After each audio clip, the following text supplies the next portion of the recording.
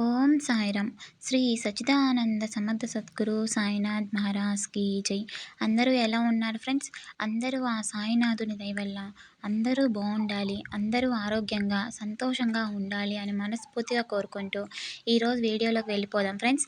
అంతకన్నా ముందు మన ఛానల్ని ఎవరైనా కొత్తగా చూస్తున్నట్లయితే మన ఛానల్ని సబ్స్క్రైబ్ చేసుకోండి.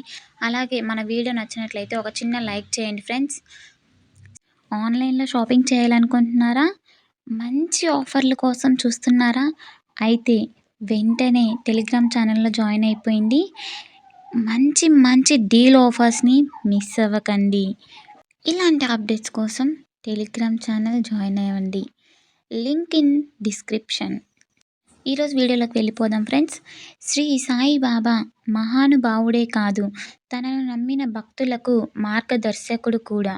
మరి బాబా భౌతికంగా లేరు కదా, మరి వారి నుండి సహాయం కానీ సలహా కానీ ఎలా పొందాలి అని ఎవరికైనా సందేహం కలగవచ్చు. బాబా వారి చిత్రపటానికి వారికి తేడా లేదు.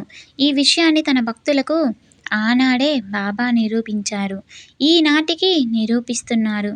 కనుక సాయి భక్తులకు వారు అత్యంత సమీపంలో ఉన్నారు. అనుభూతిని పొందగలిగితే వారి సహాయం సలహా మనకు తప్పక లభిస్తాయి. బాబా చాలా వివరంగా చెప్పారు, నా సహాయం కానీ సలహా కానీ కోరిన తక్షణమే వశంగా సంసిద్ధుడను అని.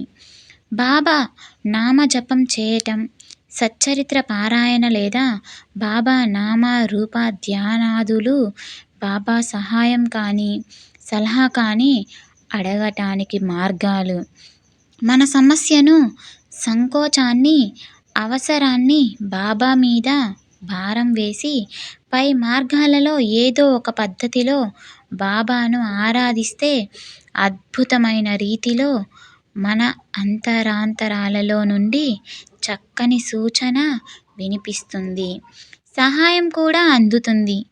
నేను నాది అన్నది ఏదీ లేదు, భ్రమలు తొలగించి భారాన్ని వహించు అని శ్రీ సాయిని ఆశ్రయిస్తే ఏదో ఒక రూపంలో వచ్చి మనకు సహాయాన్ని అందించి సన్మార్గంలోకి మరలిస్తారు.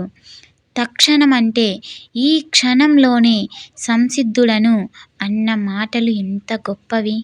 క్షణం కూడా ఆలస్యం చేయకుండా నా సహాయాన్ని సలహాను కోరిన నా భక్తులకు ఇచ్చేందుకు ఎదురు చూస్తున్నాను అన్న బాబా అమృత వాక్కుల భావమిదే. మన వీడియో మీకు నచ్చినట్లయితే చిన్న లైక్ చేయండి ఫ్రెండ్స్. అలాగే మన ఛానల్ని సబ్స్క్రైబ్ చేసుకోండి. ఓం సాయిరామ్.